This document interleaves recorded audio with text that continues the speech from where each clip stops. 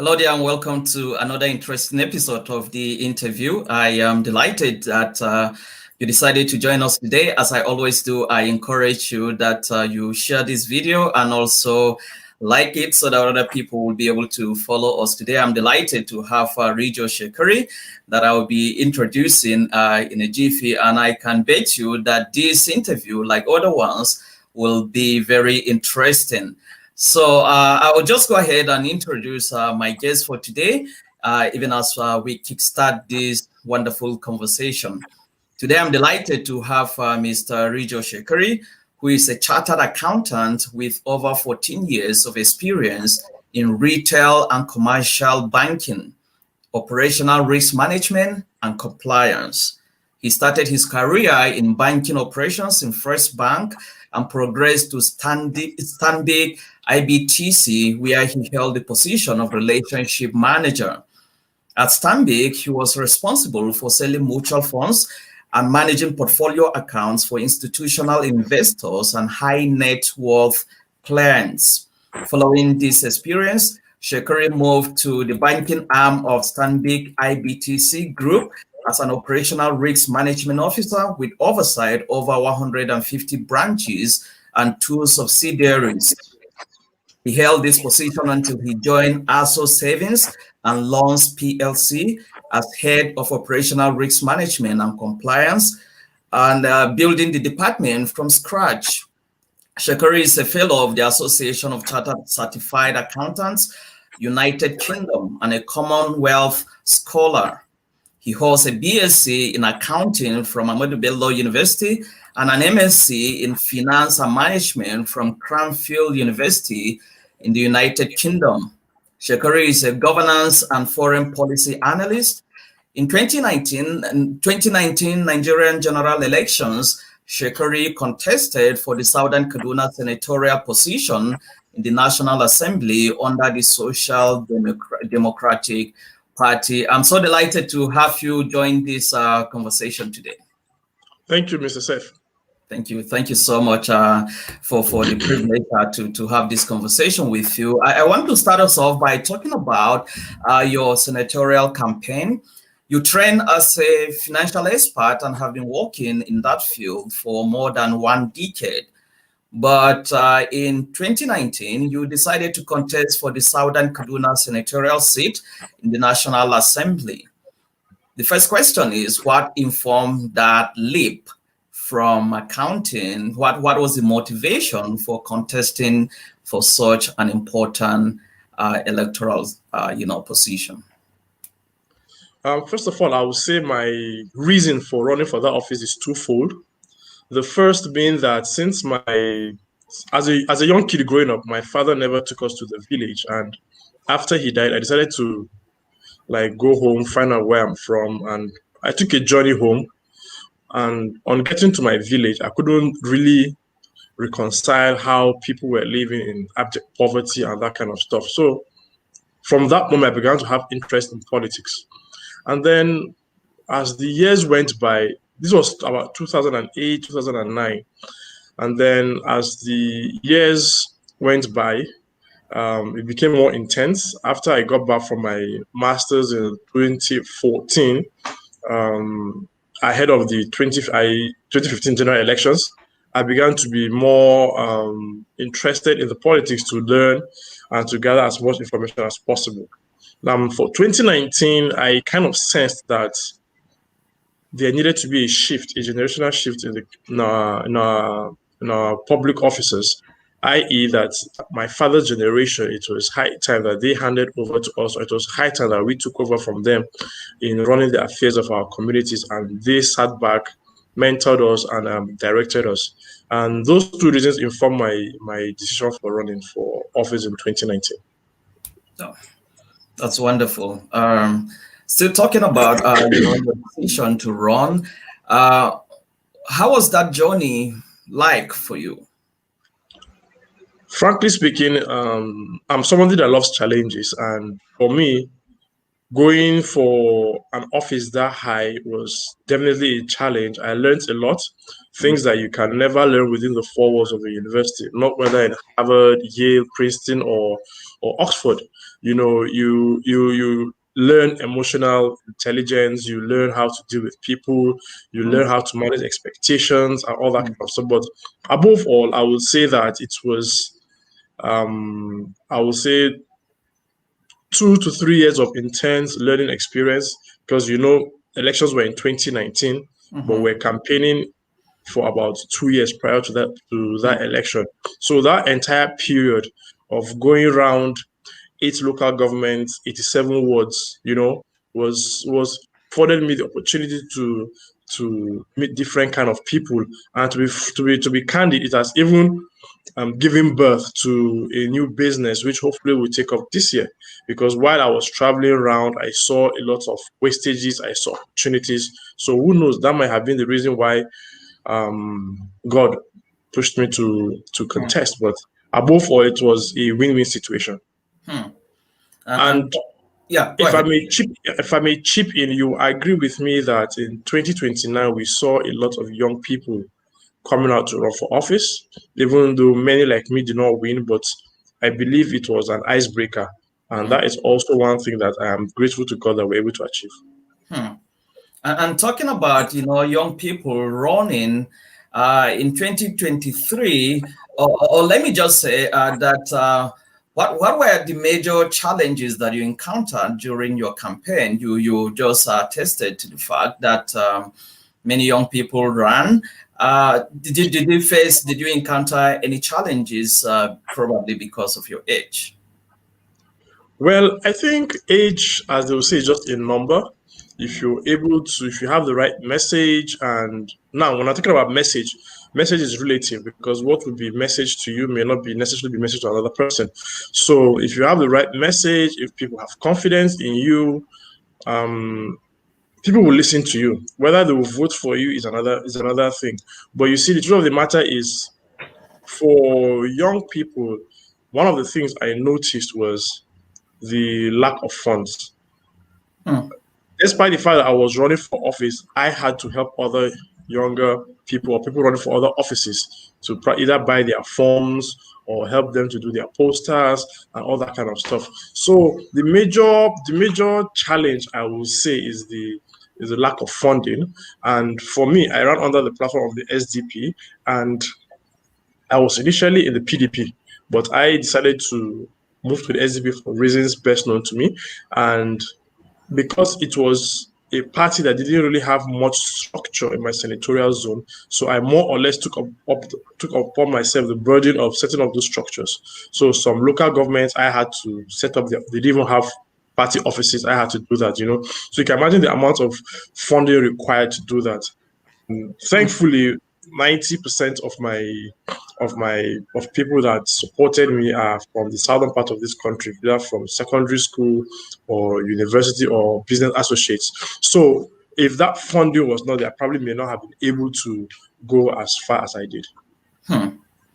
I'm talking about, funding, and I believe that is a major challenge for most young people. Though I also know, you in some of your previous interviews, you kind of kick back, you kind of push back on this idea of young people. When somebody is 40, for instance, they will call. They are still in Nigeria. They still talk about you as a young person. But still talking about this challenge of lack of funding for young people contesting for elections of this nature. Do you foresee a time that even without funding, some kind of good funding, young people, because of their credibility, will be able to win elections without necessarily having funding, based on your experience? So if you recall, I made reference to people that supported me. So I didn't use 100% my funds. So as a young person, there's a saying that your net worth is as good as your net worth. It is who you know. It is what you're doing. So I'm an accountant. I have clients. I have people I've done businesses for. I also farm. I've been farming since I was in the university. So I was able to put aside some money. And when people see that you've risked your own funds, they can decide to also, let me use the word, place a bet on you. So for young people, first of all, you should be economically engaged so that people do not see this as some scheme to take money from others, you know. And then when you have a message, it's easy for people. There are certain people that, because they were in PDP or APC, they could not come outright to support me, but they probably say, okay, send me your account number, this is my contribution. Somebody who was even in the APC made some posters for me, said, this is my contribution. I knew you before you decided to run for office. So for young people, it's not about using your own funds. Like I said, your net worth is as good as your network. And your network, people across party lines, you know, people across different sectors. If you're a builder, then it means that you know people that sell cement, you know people that sell doors, you know that sell windows. And those are people that if you had worked with them based on integrity and honesty, you don't even need to ask them. They will ask you, we heard you are doing this and you didn't tell us, please, what can we do? Send me your account number, those kind of stuff, you know. And I made sure that I had a registered platform and an account that was solely for that campaign. My campaign, so that funds went there. When you ask me for campaign, you will not see Rijo Shekari, First Bank, or this. No, you see Rio 20 something campaign. We had accounts, we had signatories and all that, so that we could have proper bookkeeping and that kind of stuff. It's not something you really see here, but I did that so that those that gave me funds, tomorrow if they asked, how did you know, this is how it went.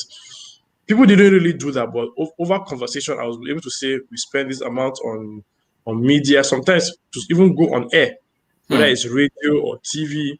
You have to spend money. If you're traveling to one local government, you have to spend money for transportation, spending the night. All those that have traveled with you, you have to pay the accommodation. So there is no doubt that funding is required. Even the United States, to amaze you that the elections they did in January for just the 2 senatorial seats in Georgia, more than $500 million was spent in TV ads. Right? And that money does not even come from the pockets of those that are running for office. So funding is key. After funding, you must have a message. And from there, everything is in God's hands. Or probably we can say have a message, then look for funding. Don't exactly. you agree? All right. Okay. All right. So still talking about this, you know, in 2023, there will be another general election, or there will be general elections in Nigeria. Are you planning to recontest for the same position come 2023? Well, I think for now it's too early to say. After the elections, I took about 9 months off work, politics. I decided to rest, did a bit of traveling. And in 2020, January, I decided to just face my business, face my career. So right now, I'm so you can imagine the 2 years I was not campaigning, I wasn't really making an income. You know, so I have a family that I have to take care of. Whether you win elections or not, you have to pay bills, school fees.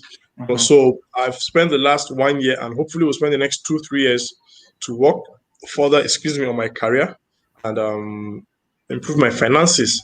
Most parties are here to hold congresses.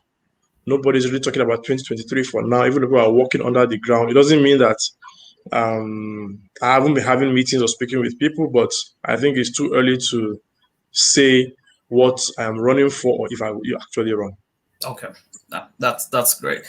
As someone who has run for an electoral office, you're probably qualified to bear the name politician. And I want us to talk a little bit about this politics generally in Nigeria. What do you think is the major problem of Nigeria's political process? So typically, the Nigerian political system is such that people view it as a buffet, right? Such that when you're in office, it's your turn to eat or it's your turn to take your share of the national cake. And because our political parties are not really guided by ideologies, right? That's why you can even see people move from one party to the other. If you look at the current APC and you try to study them, you understand that they are more of a socialist party. And typically, someone that is a businessman or someone that is, I wouldn't want to say the word capitalist in nature for risk of sounding opportunistic, but people that are capitalists, you will hardly see them align with socialist movements because they believe that socialism, yes, encourages laziness. People just want to sit, take from the rich, and give to the poor. Meanwhile, the rich are like, we struggled, we hustled, we made this money, we set up businesses. Why should we just take our money? So it's the likes of Bernie Sanders. That's what peace is doing. So you have a situation where while the country cannot pay salaries, while we had an Abacha loot refunded and it was shared to people, the country is still borrowing, right? A party that is job driven, not sharing of handouts or giving out peanuts. Imagine $300 million sent back to this country. We have six geopolitical zones. Divide 300 million by 6, that's $50 million. Imagine $50 million factory in each geopolitical zone. Imagine the jobs it will create. But this money that has not been accounted for was just shared to people. People just got a lot of a couple of thousands of naira. So the Nigerian political system is all about sharing. And when you say shared to people, do you mean every average Nigerian or some people in the frankly speaking, it's supposed to. They said that it's meant for the masses. I don't know anybody that's gotten that money, so it's their word, and you can.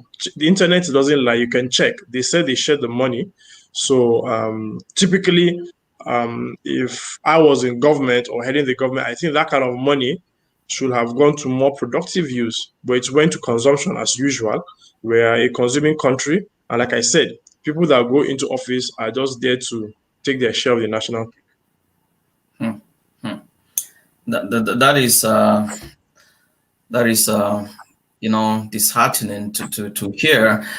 In several of your interviews, you insisted that the future of the youth should be left in their hands and not in the hands of older people who will make decisions for an era they will not be alive to witness the consequences thereof. Do you think that Nigeria will be better off if youths are in the helm of affairs? So, first of all, it's good for us to differentiate between a youth and a young person. So you can be 50 and be young, be youthful at heart, but as the moment you are 35 years old, for Africa, you are no longer a youth. In fact, in developed countries, after 25, nobody refers to you as a youth. You can be jailed, you can sue, and can be sued. You can take decisions. We have instances where we just heard this week that, what's his name? Vice President-elect Joe Biden appointed a 26-year-old Nigerian girl as counsel to the White House. That is responsibility. What makes you an adult is a sense of responsibility, your willingness and your ability to handle responsibility and do things that your peers cannot do. So in terms of the future, we have seen instances of either House of Reps members or do I say senators or ministers who have behaved in manners that certain 18-year-olds wouldn't do. So I think we have to be careful about using a general blanket or umbrella to say that every youth has the capacity. We've seen governors people that went to office at 40 and they made silly remarks or they took actions that are not befitting of a governor. So it would be foolhardy to assume that every young person that goes into power will do something. Like we were discussing earlier, we said, first of all, you have a message. How many young people have messages? What is the message? There is saying that it's what annoys you or what angers you is probably where your calling is linked to. So if you are upset when you see people poor, then it means that you are called to alleviate people's sufferings. But you see, most people here are going there for their pocket. That is why our legislature is the highest paid in the world and yet the least productive. And I think your point is so profound, because there was this I think there still is this movement about, not too young to run. It kind of gives the idea, the general idea or assumption, or is based on the premise that if you are a young person, you automatically will be reasonable, right? But we have also seen cases of young people that were given such mandates, and they were a big disappointment, more than the older people. So I think your point that it's not just being a young person, it's about what is your message, and what do you want to achieve. And I think that is very profound. If I may add to that, right? You see, running for office is not just about sharing money and constituency project, right? Because once you become a House of Reps member or a senator, you find yourself in certain committees. So your understanding of policy, your understanding of foreign policy, of internal policy, your understanding of budgets, your understanding of world issues, of hunger, of economics, of demand and supply all come to bear. And when you cannot even put your own life in check, then and you have no understanding of how the world operates, then it is only 100% guaranteed that when you go into office, you have nothing to offer. That's true. We've had instances in the past where people were in office for 4 years and they never moved a motion. Not even talk of sponsor a bill, So you can't give what you don't have. And to a certain extent, you will not blame such people when the Constitution says the minimum requirement is an SSCE. Now, it is not to say that you must have a PhD to be a successful legislator, but we know that acquiring education in this era exposes you and sharpens your understanding of how things operate. And it is the reason why you will not take a $300 million Abacha loot refund and begin to share to people in their various accounts. Which was just a propaganda, because it never even happen in real life. So education, and I know in your campaign, you kind of spoke a lot about the need for education, the need to empower people, especially the youth, with education. I still want to talk about, Nigeria's Nigeria's politics. Well, what do you make of the present administration, the APC-led administration under General Muhammadu Buhari? The truth of the matter is there is saying that when fish is about to get rotten, it starts from the head. And from the onset, we knew that this administration was going to be a blunder, right? But people, for reasons best known to them, decided to crown this king, which has ended up being a shambolic arrangement, clueless. Everything is in the negative. They castigated Jonathan for lack of insecurity and economic downfall, but we can see that things have been worse in this administration.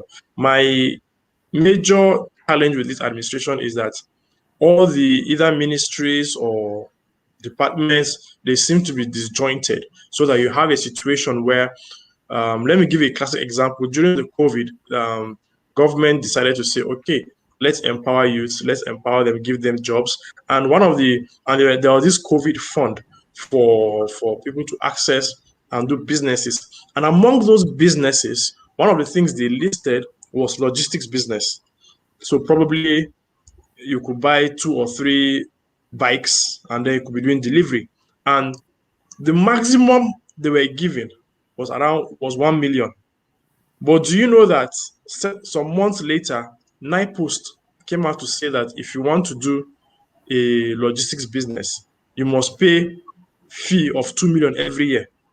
So with a startup capital of 1 million, how much profit do you make to be paying the government? So the government gave you 1 million, it's collecting 2 million from you. So there just saw a lot of confusion. People just sit at a round table and then They just begin to discuss their fantasies, and the next day somebody publishes and says a policy. So there is no, as some of the things, the good things were actually inherited from the last government. So in certain quarters, some governors, some ministers, some appointees have tried their best, but you know that there are limitations to how far they can go.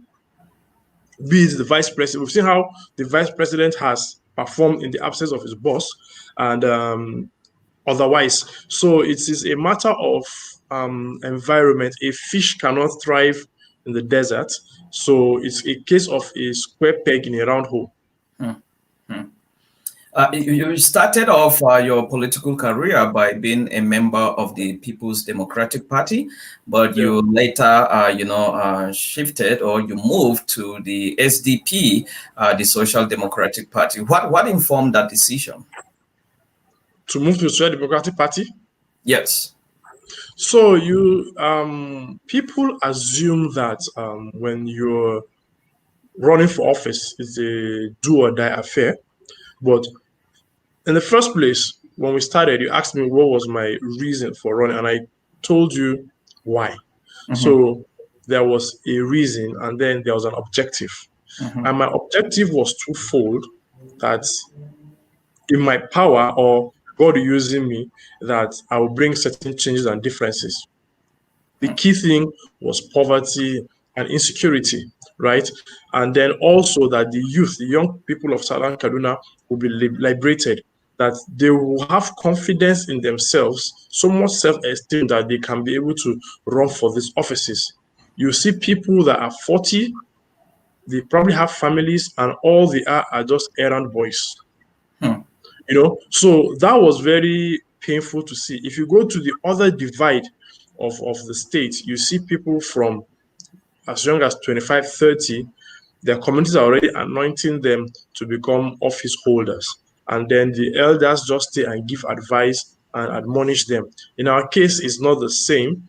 People, it's a culture of I go and grab and I give you out of what I've gotten. And I think that is witchcraft of the highest order. That that they say that a tree cannot grow under another tree. That is because the big tree has shaded light from the sun. It cannot get nutrients, and that is why Southern Kaduna is stagnant. It's like unless somebody moves, a vacuum cannot be created. And the same people have stayed there, and they are really not relevant anymore. They used to be relevant, but they no longer are relevant. And then they are allowing, frankly speaking, a generation has been wasted in this whole calculation. Between my father's generation and my generation, there was a generation which never manifested its full potential. Yeah. By the next elections, I'm going to be 44. I don't think I want to be doing things that people that are in their 20s or 30s should be doing. Life is about progress. And I believe that if God blesses you to a certain level, you'll be ungrateful to operate at a lower level. Yeah. That is powerful and profound. I want us to talk about, you are a financial expert. I want us to kind of shift gears to talk a little bit about economics, and especially the economic downturn that Nigeria and of course the entire world is facing right now. The events of 2020, the COVID-19 pandemic, brought a lot of economic hardship to the world. Nigerians in particular have been experiencing untold hardship under this administration. COVID-19, we can say, only exacerbated the socioeconomic conditions of the people in Nigeria. How can an ordinary Nigerian survive these moments of economic hardships? The truth is, even those that are not ordinary Nigerians, people that had businesses, they've lost their businesses. So it is either you adapt or you go extinct.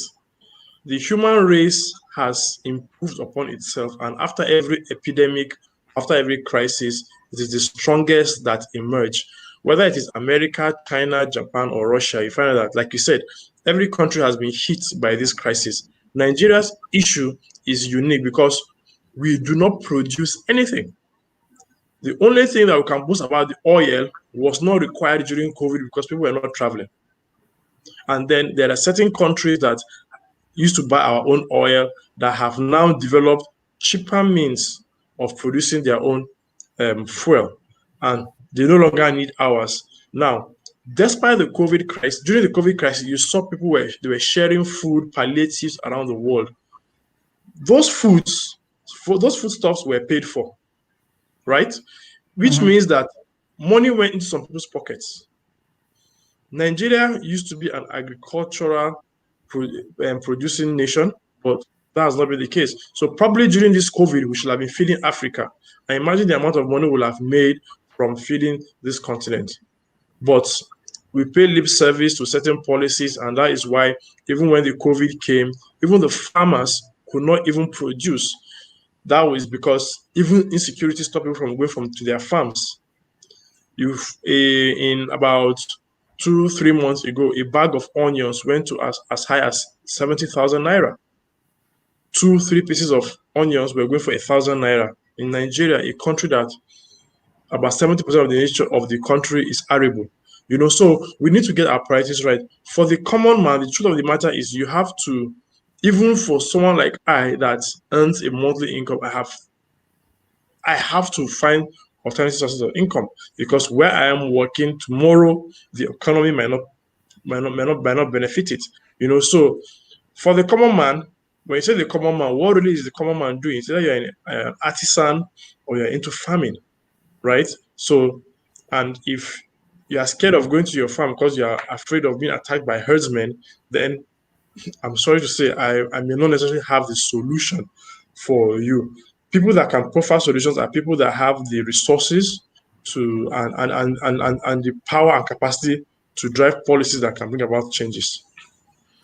Talking about agriculture, you earlier said that you are a farmer, and you are known to be a farmer, and you also just explicated that by talking about agriculture. What are the opportunities? I want you to kind of elaborate. What are the opportunities in the agricultural sector in Nigeria?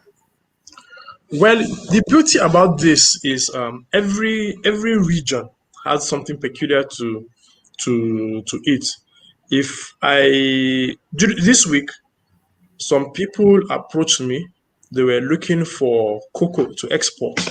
That is because one company in Switzerland has paid upfront for 5 years for all the cocoa in Ghana. It's a company that makes chocolates. Once upon a time, we used to have cocoa in the south, so that's an opportunity. That's one. There are places where there's a time Michelin was in this country because we were producing rubber. The cars will always require rubber tires, whether it is fuel or hydrogen or solar powered cars. They always require tires. We should go back and start producing rubber once again. Palm kernel, the soap you used to have your bath today has in its composition palm kernel. Shampoos, even the hand wash, they are all byproducts of palm kernel. We need to earn dollars in this country. We need to be exporting because in as much as we have the population, but we need to produce to an extent that we can export and earn dollars. And once that is done, you even see that is why the naira has been depreciating relative to the dollar, because we're not producing. We're just because we have to always pay for dollars to bring in food, pay for dollars to bring in toothpaste, pay for dollars to bring in toothpick. So in terms of agri, every region has its peculiarity. When you go to Kano, they have tomatoes, they have onions. When you go to even Kebbi, they have rice, and then when you go to even the northeast, they even produce beans. So different things. Every state, Nigeria is very blessed. There's no state that has nothing to offer, right? We saw recently Zamfara was already mining its gold. So beyond that, there are many things that can be done. Many, many things.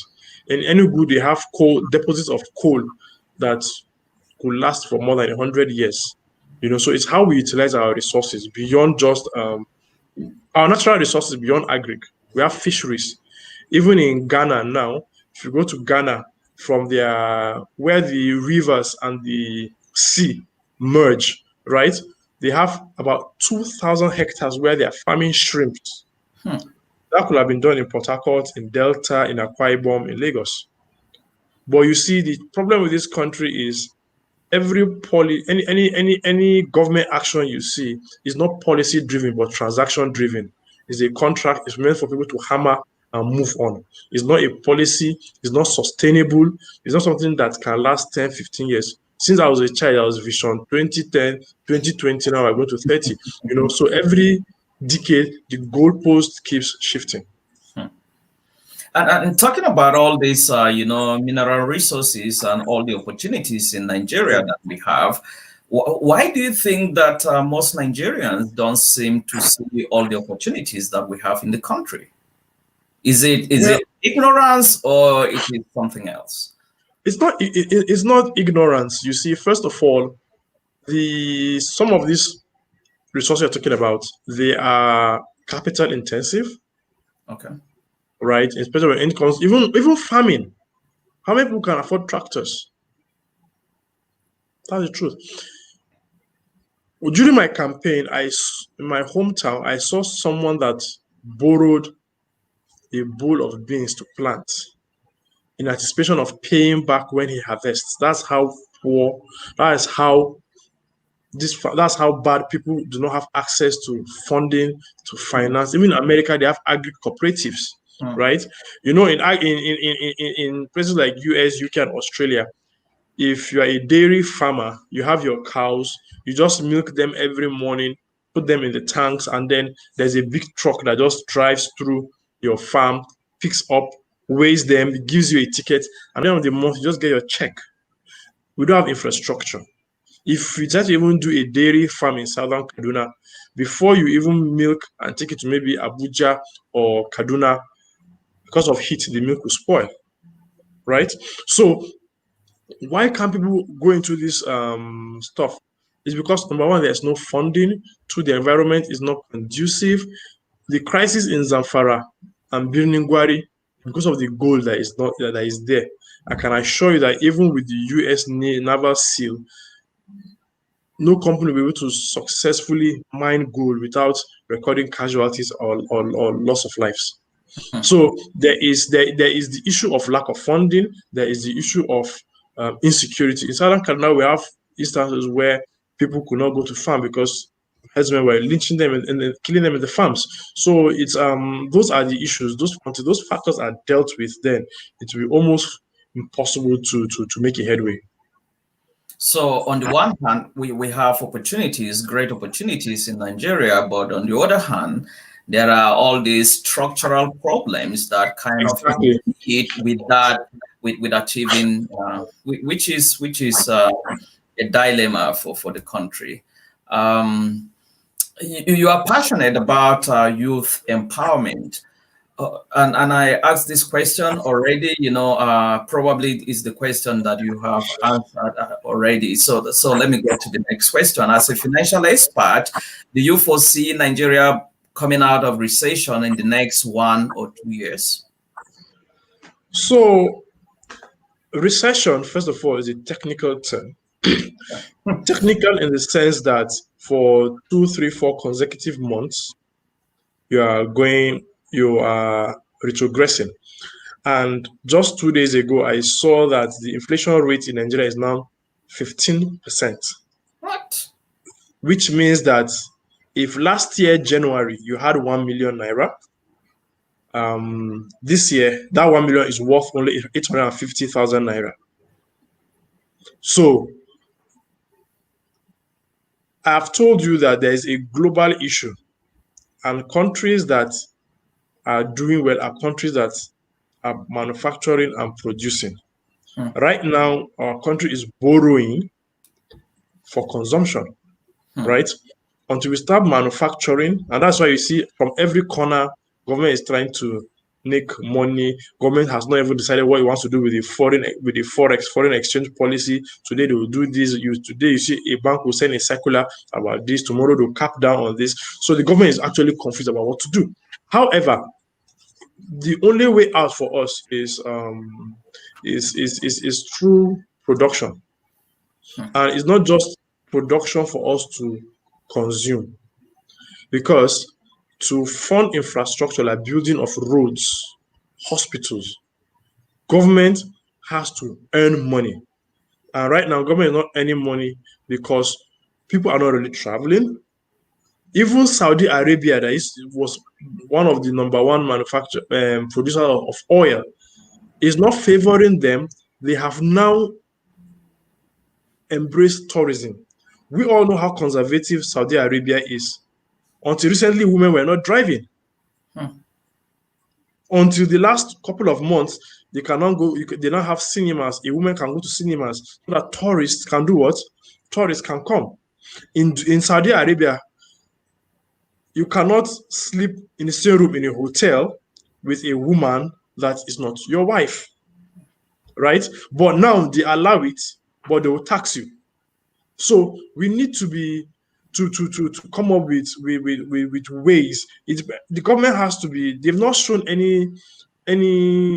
Some certain governors have tried, but as from federal level, I've not seen any sign that suggests that there will be any improvement. Individuals may survive the next 2-3 years, but as a nation, we have a long way to go. Even as an individual, you will make money, you will spend more. Because the truth of the matter is, the other day I wanted to have coffee. A tin of milk is 170 naira, peak milk liquid. And I thought to myself, this thing used to be like 20, 30 naira not too long ago. And we have what it takes to produce milk and for milk to be cheap in Nigeria. In the UK, milk, a liter of milk has been £1.50, £1 about 175 pounds for more than 10 years. It hasn't shifted. How much is a pound? A pound now is about 600 naira. That's a liter of milk. Then, when I bought a pound was about 250 naira. So for 250 naira, you are buying what? A liter of milk. Now, in Nigeria, you want to buy that same pound of milk, you're going to pay more than twice 600 naira. But for the Britain, it's still £1.75. So you see where the naira is disadvantaged. Unless we are producing and manufacturing, then there will be I don't see any light at the end of the tunnel. Yeah, to be a consumer country, a country that only consumes and does not produce, and our population is large. Yeah, and we have a very large population. We're talking about 200 million people. I want to know specifically, as a financial expert, what should, or if you have the privilege to advise politicians and Nigerian leaders, what will you tell them to do differently to rescue the country from this socio-economic quagmire? So first of all, they have to be honest to themselves that they want to do this, right? That they want to turn around the fortunes of this country. We've thrown away many, many, many, many opportunities.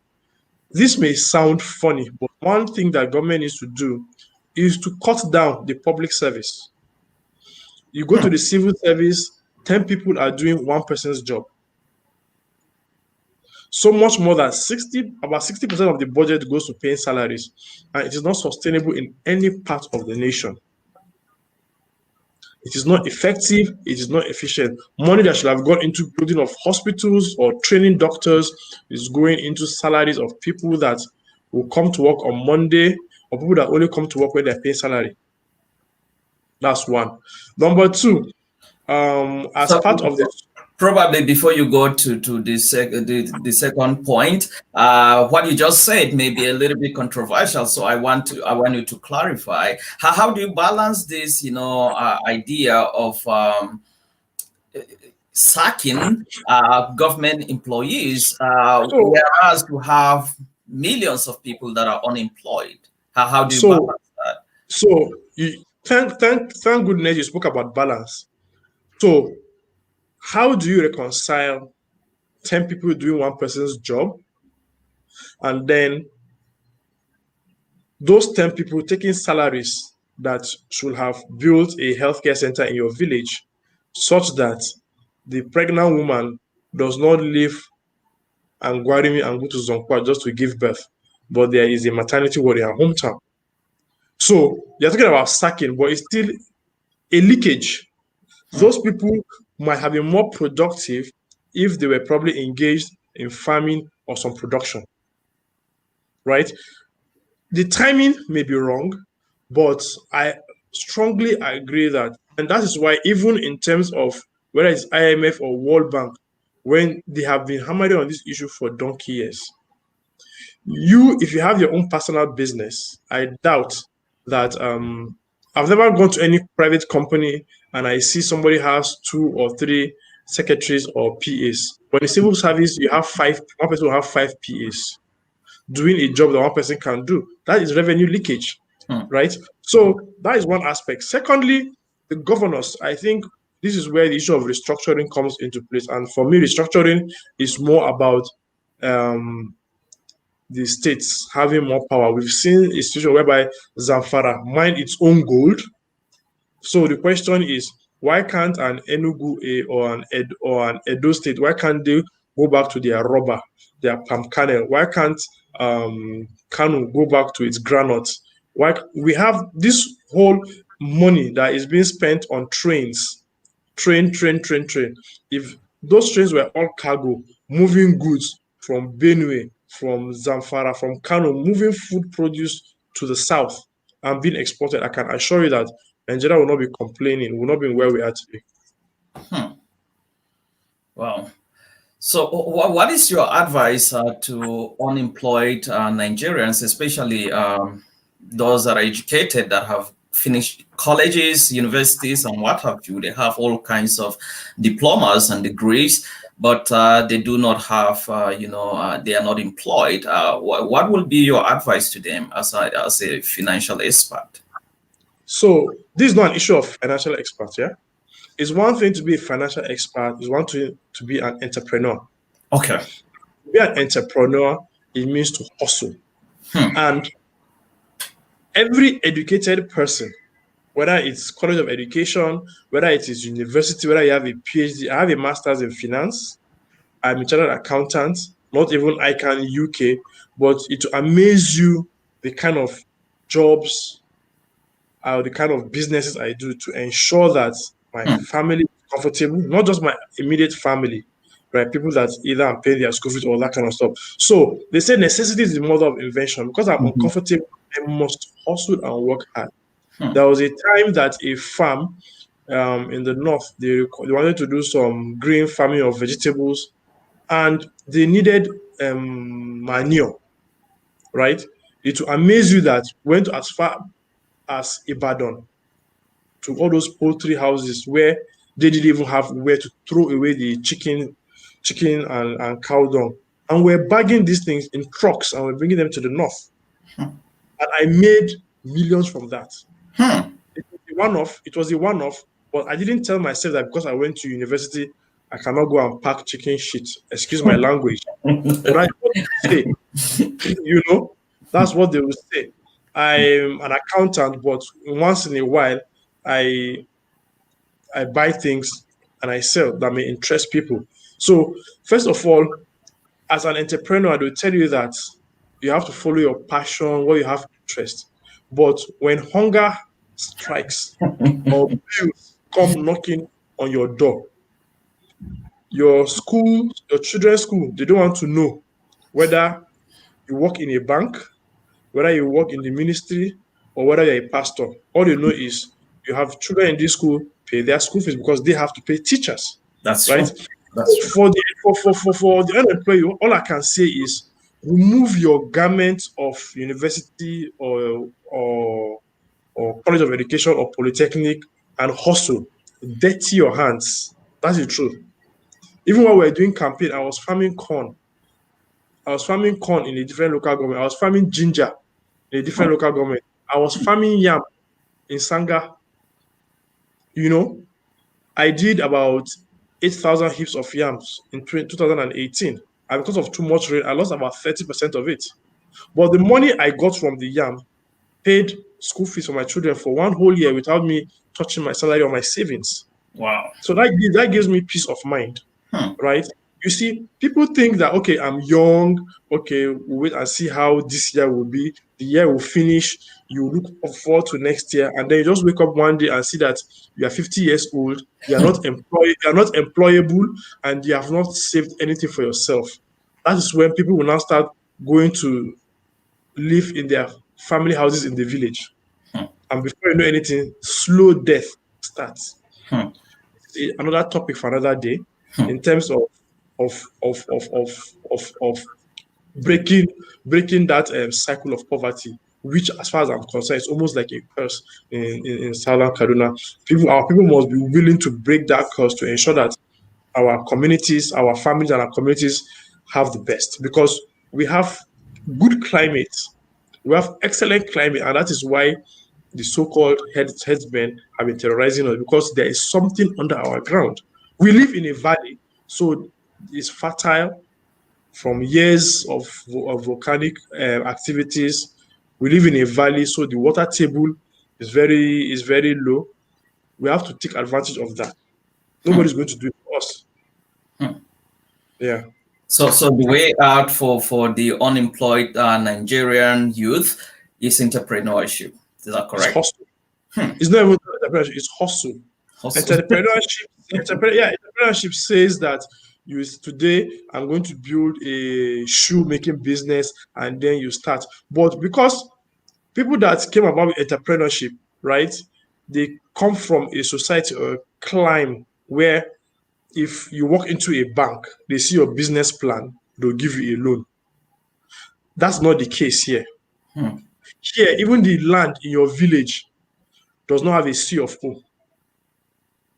But in developed countries, with that C of O, you can go of your farm, you can go and take loan and buy fertilizer and buy seedlings and farm. When you sell, you pay the bank. Now, because we don't have such structures, you must hustle in an environment without structures. Right? So, in a developed country, I just gave an example of I had to go to the south, Ibadan, to buy chicken feces, dung manure. Right? In a developed country, that would have been a health and environmental issue. But here, it was gold to me. So, I like to say, keep entrepreneurship one side and hustle. It might be, I see a lot of books in your library, which is very good. It might be buying and selling books, right? It may be buying and selling secondhand clothes. There's a young man in Southern Kaduna who I've so much admired. His name is Dongba. Right now, he's like the Nike or Adidas of Southern Kaduna. He has a shop in Kafancha. He started with just a couple of shoes, buying and selling secondhand shoes, clothes. Today, he has a big shop. Today, he has a big shop, and people from Abuja and Kaduna go and patronize him. You know, and he's educated. He went to College of Education, but he didn't tell him. And he was among the teachers that El-Rufai sacked. But he refused to be like others that go around begging of what we call Maula. He struggled, he hustled, and he's somebody that I am proud of. You know, and if 10% of Southern Kaduna people can be like him, we will not have poverty in our communities. Because right now, I can assure you that he can decide which school his son will go to. If tomorrow he decides to say that he will stop buying secondhand, he'll be going to China or America to buy his own clothes, I will not be surprised, because his business is booming and thriving. And we have the population. That's another opportunity about Nigeria's population. You have an idea, and just imagine you have only 1,000 customers that are always patronizing you. You are good to go. So it is hustle. People need to hustle. People need to drop that pride of, because in the end, when you were driving a good car, people will congratulate you. Nobody's going to ask you where you got your money from.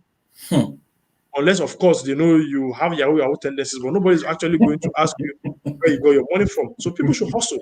I encourage as many people as possible. My younger brother is a project manager. He's a civil engineer. He's in Abuja here, manages projects of billions of naira. But back in Kaduna, every weekend he goes to he has a poultry of turkeys, and chickens, you know. So, and that is because he feels that his income here is not sufficient for the kind of life he wants to live. And by the kind of life, it's not about living an extravagant life, But if somebody, your cousin should say, my child is going to school, you should be able to say, okay, take 10,000 naira for a transport and go back to school. That is what community is about. But I guess that in our community, people haven't gotten hungry to the point where they need to hustle. People are still waiting for government to employ. I told about a gentleman that was among the people that El-Rufai sacked. But today, I can assure you that he's grateful that he was sacked. If not, he might have still been in government and crying over minimum wage. Wow. Yeah. What a good way to end this conversation. Let's see if anyone has. I can see Emmanuel Junior Zaka. All he has done. Thank you so much for all your comments. But he has just been cutting some of the profound things you have said. Adama and all these all the people that commented. I can't see any specific question. I think this is a good way to end this conversation. That was profound, talking about hustle. So Nigerian youths, if you're watching this, hear it from someone that is not just spitting out theory, someone that has, done things practically. He's a hustler, right? So go and hustle, stop, waiting on the government. There is nothing wrong. I believe Rijo will agree with me. There is nothing wrong for working or in working for the government, but it is also important that you begin to think outside your comfort zone and hustle to get your needs met. Thank you so much once again, Mr. Shekari, for being part of this interview. Thank you very much. It has been enlightening. Thank you. Thank you very much. I'm looking forward to many more sessions, but because I believe we can use your platform to educate and enlighten our people. There's a saying that my people perish for lack of understanding, lack of information, lack of knowledge. And I believe that your platform is a tool that we can use. My prayer is that you continue to remain humble, and God has given you this idea that will favor you and that will not restrict you to just a room with books on the shelf. Thank you very much. Thank you. That's hilarious. But thank you so much. Enjoy the rest of your day. And for all of you that have participated and contributed to this episode of the interview, thank you once again. I'll be coming with another interesting guest tomorrow, so watch out for, just look out for that. I'll be, posting the flyer and the invitation shortly later today. Once again, enjoy the rest of the weekend until I come your way next time. Bye for now. Bye.